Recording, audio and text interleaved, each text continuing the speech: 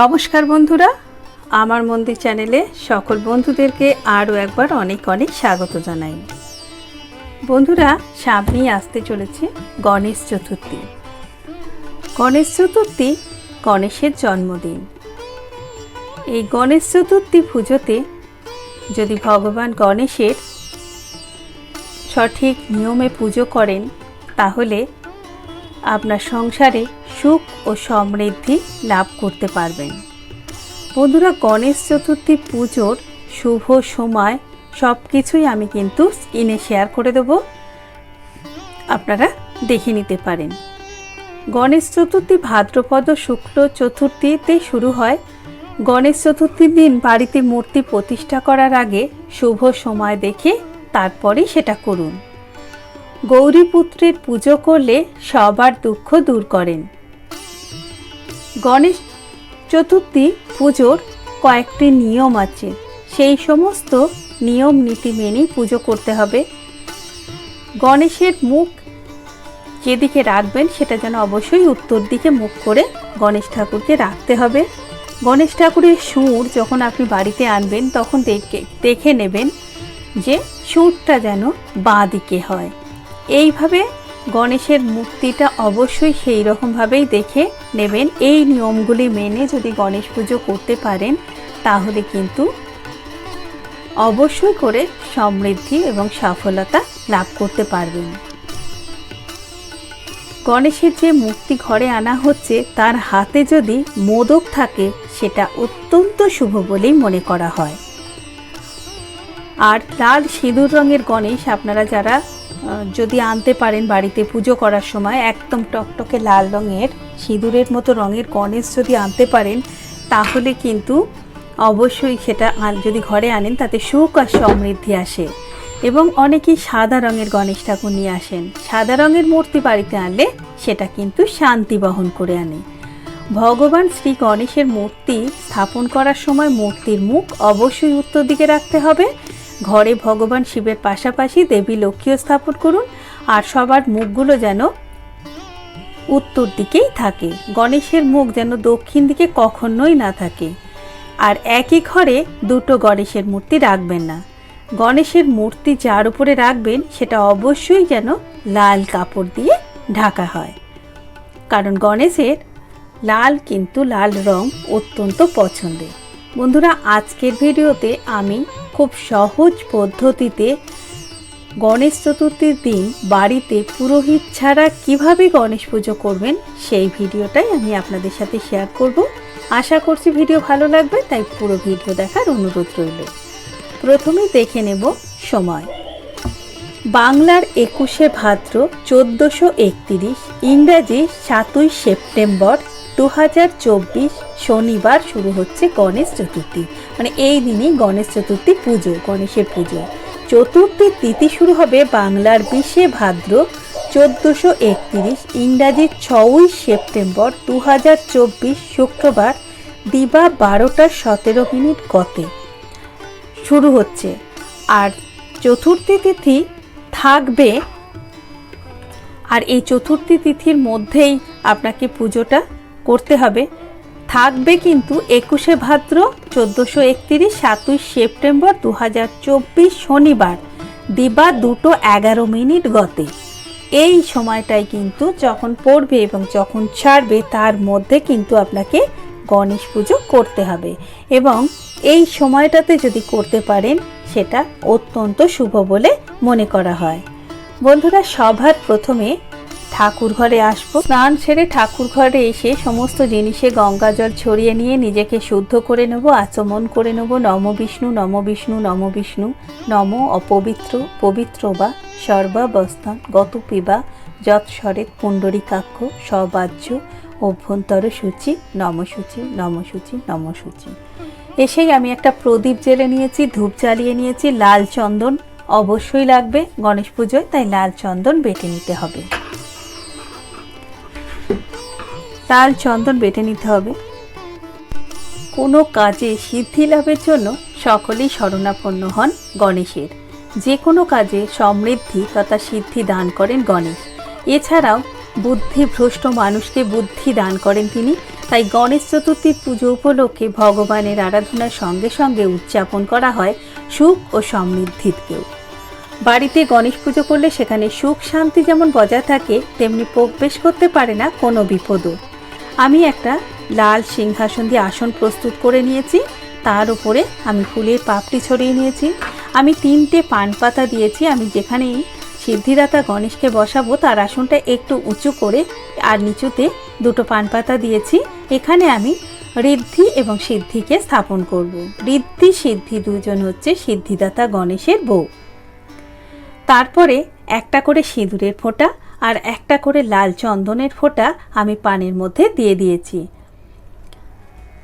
এরপরে আমি একটু করে চাল দিয়ে দেবো, আর এই চালটা যদি আপনারা হলুদ মাখিয়ে নিয়ে দিতে পারেন সেটা খুবই ভালো। হলুদ কিন্তু সিদ্ধিদাতা গণেশের অত্যন্ত প্রিয়। এছাড়া যে কোনো পুজোর আগেই কিন্তু প্রথমে আমাদের গণেশ পুজোই করা হয়। এরপর একটু করে ফুলের পাপড়ি আমি দিয়ে দিয়েছি। তারপরে সমস্ত ফুল, বেলপাতা, দূর্বা সব কিছুতে আমি একটু করে গঙ্গা জল ছড়িয়ে নিয়েছি আর একটু লাল চন্দন দিয়ে নিয়েছি। বন্ধুরা, গণেশ পুজোয় অবশ্যই লাল ফুল, লাল কাপড় ব্যবহার করবেন। লাল জিনিস সিদ্ধিদাতা গণেশের অত্যন্ত প্রিয়। প্রদীপ আমি জ্বালিয়ে নিয়েছি। এরপরে আমি একটা স্নান পাত্র নিয়ে নিয়েছি, যেখানে আমি গণেশ ঠাকুরকে স্নান করাবো, অভিষেক করাবো।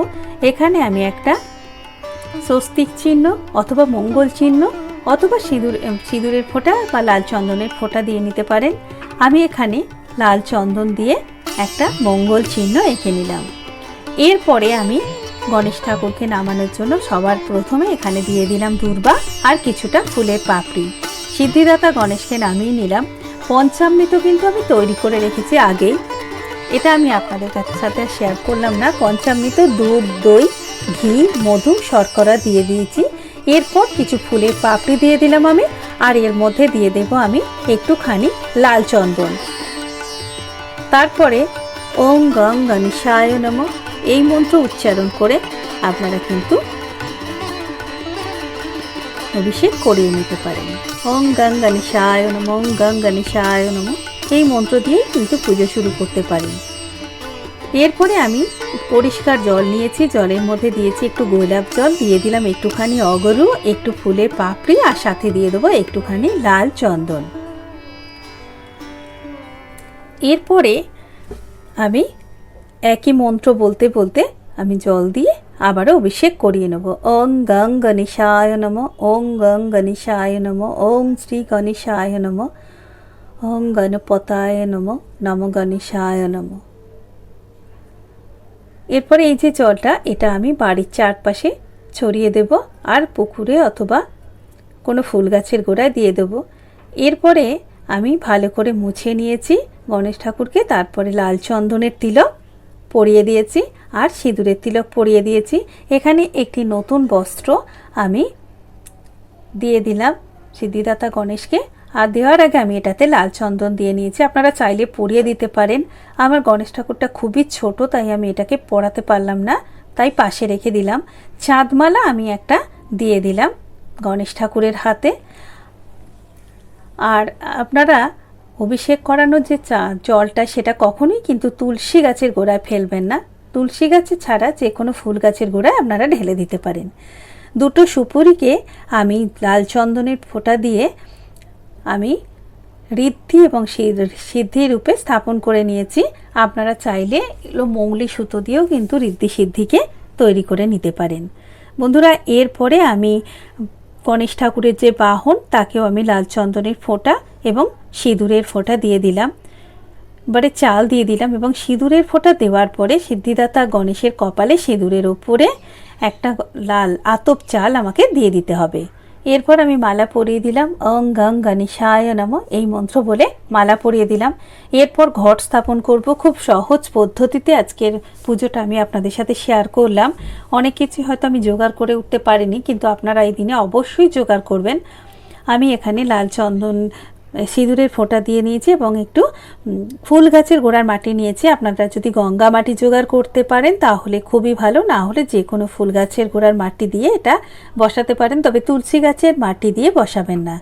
এরপরে আমি ঘটের মধ্যে দিয়ে দিয়েছি একটি সুপরি, একটা 1 টাকার কয়েন, একটা গাঁট হলুদ, তারপরে আমশখা দিয়ে দিয়েছি। আমশখা বীজোর সংখ্যা বিশিষ্ট আমশখা নিয়ে প্রত্যেকটাতে সিঁদুরের ফোঁটা দিয়ে আমশখা দিয়ে দিয়েছি। পান পাতায় সিঁদুরের ফোঁটা দিয়ে তারপরে আমি এখানে ঘট বসিয়ে নিয়েছি। আমি এখানে পিতলের ডাব দিয়ে ঘট বসিয়েছি। আপনারা চাইলে নারকেল দিয়ে, কলা দিয়ে, যেটা আপনাদের কাছে থাকবে বা আপনাদের সামর্থ্য অনুযায়ী সেটা দিয়ে ঘটে বসাতে পারেন। ঘটাচ্ছাদন হিসেবে আমি একটা লাল চেলে দিয়েছি। গণেশ ঠাকুরের পুজোতে যত লাল ব্যবহার করতে পারবেন সেটা ততই ভালো। আমি এখানে একটা চাঁদমালা দিয়ে দিলাম, আর এখানে আমি ফুল দিয়ে দিচ্ছি। আপনারা যদি পারেন তাহলে মালা দিয়ে দিতে পারেন, আমি আজকে মালা দিতে পারিনি তাই আমি ফুল দিয়ে দিলাম। আর আমি এখানে একটা পৈতে দিয়ে দিলাম। ওং গং গণেশায় নমঃ, ওং গং গণেশায় নমঃ, ওং গং গণেশায় নমঃ। এরপরে সিদ্ধিদাতা গণেশ ঠাকুরের উদ্দেশ্যে ঘটে ফুল নিবেদন করব। সবার প্রথমে ওং গং গণেশায় নমঃ এই মন্ত্র বলে আমি ঘটে ফুল নিবেদন করে দিলাম। আর এখানে এরপরে আমি পঞ্চদেবতার উদ্দেশ্যে ফুল নিবেদন করে দিলাম।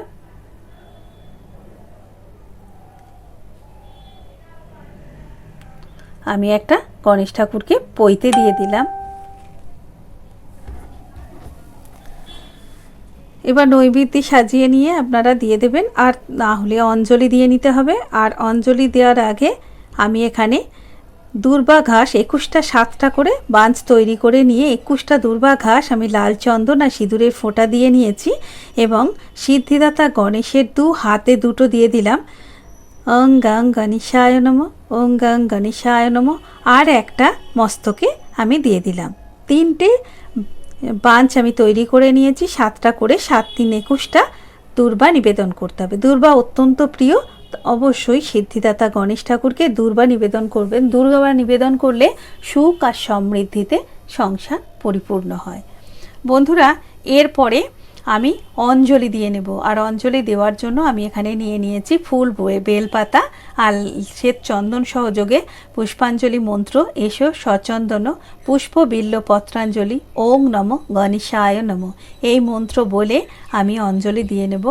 একই মন্ত্র 3 বার বলে আমি অঞ্জলি দিয়ে নেব।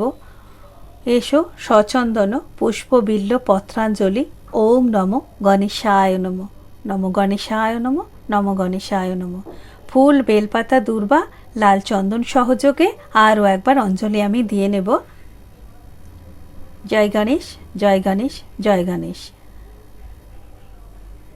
এসো সচন্দন পুষ্প বিল্ল পত্রাঞ্জলি ওং নমঃ গণেশায় নমঃ। জয় গণেশ, জয় গণেশ, জয় গণেশ। এই মন্ত্র বলে আমি অঞ্জলি 3 বার আমি দিয়ে নিলাম। এরপরে আমি হাত জড়ো করে প্রণাম করে নেব। সিদ্ধিদাতা গণেশ ঠাকুরের প্রণাম মন্ত্রটি হলো, আমি কিন্তু দিয়ে দিয়েছি।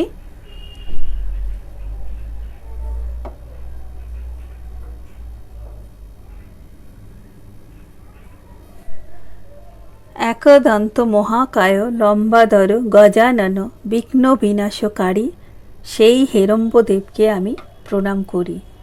ওং সর্ববিঘ্ন বিনাশায় সর্বকল্যাণ হেতবে পার্বতী প্রিয়পুত্রায় গণেশায় নমো নমঃ। এই মন্ত্র উচ্চারণ করে আমি প্রণাম করে নেব। জয় গণেশ, জয় গণেশ, জয় গণেশ। ওং গং গণেশায় নমঃ। তারপর সিদ্ধিদাতা গণেশ ঠাকুরকে আপনি আপনার পছন্দ মতো সাজিয়ে নিতে পারেন।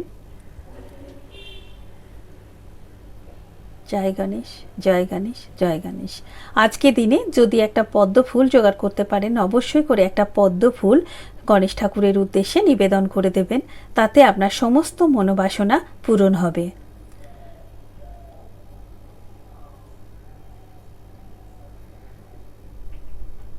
এরপরে আমি ভোগ নিবেদন করব। ভোগ নিবেদনের জন্য আমি এখানে 5 রকমের ফল নিয়ে নিয়েছি।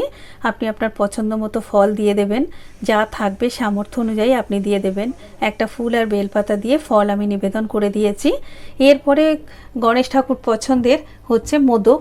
মোদক আপনি নিবেদন করতে পারেন, তবে মোদক কিন্তু আমি আজকে জোগাড় করতে পারিনি। লাড্ডু আর মোদক এই দুটো হচ্ছে ভীষণ পছন্দের, আমি আজকে লাড্ডু নিবেদন করে দিলাম। জয় গণেশ, জয় গণেশ, ওং গং গণেশায় নমঃ। আর এইভাবে আমি নিবেদন করে দিলাম। আর পঞ্চদেবতার উদ্দেশ্যে একটা নৈবেদ্য সাজিয়ে নিয়ে নিবেদন করে দিতে হবে। চাল, কলা আর বাতাসা দিয়ে এই নৈবেদ্যটা সাজিয়ে নিয়ে নিবেদন করে দিতে হবে। এরপরে আমি পানীয় জল নিবেদন করে দেবো। পানীয় জল নিবেদনের জন্য আমি পানীয় জল নিয়ে নিয়েছি, একটু ফুল দিয়ে সব কিছু দিয়ে আমি একটু করে ফুলের পাপড়ি দিয়ে দিয়েছি। বেল পাতা অথবা ফুলের পাপড়ি দিয়ে নিবেদন করতে হবে। গণেশ পুজোয় কিন্তু কখনোই তুলসী পাতা ব্যবহার করবেন না। একটা পাত্রের মধ্যে আমি একটা পান পাতা নিয়েছি এবং মঙ্গল সামগ্রী দিয়ে দিয়েছি। মঙ্গল সামগ্রীর মধ্যে আছে চাল, আতপ চাল, সুপারি, গাঁঠ হলুদ, একটা 1 টাকার কয়েন, একটা লবঙ্গ আর একটা দারচিনি, একটা লবঙ্গ আর একটা এলাচ, ছোট এলাচ, এইটা দিয়ে আর পান পাতাটা অবশ্যই করে একটা সিঁদুরের ফোঁটা আর একটা হলুদের ফোঁটা দিয়ে দিতে হবে। বন্ধুরা, এরপরে আরতি করে নেব।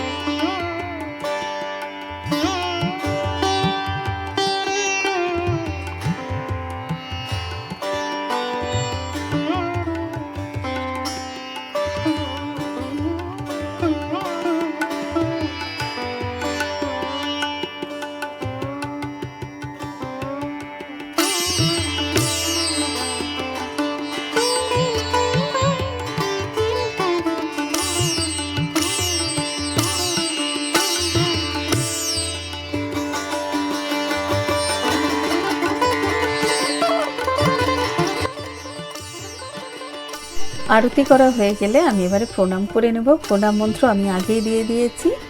বন্ধুরা, খুব সহজভাবে, সহজ পদ্ধতিতে আমি আজকের ভিডিওটি আপনাদের সাথে শেয়ার করলাম। আর আমার ভিডিওটা দেখে যদি আপনাদের কোনো কাজে আসে তাহলে অবশ্যই করে ভিডিওতে একটা লাইক করে আমার চ্যানেলটা সাবস্ক্রাইব করে নেবেন। ভালো থাকবেন, দেখা হবে নতুন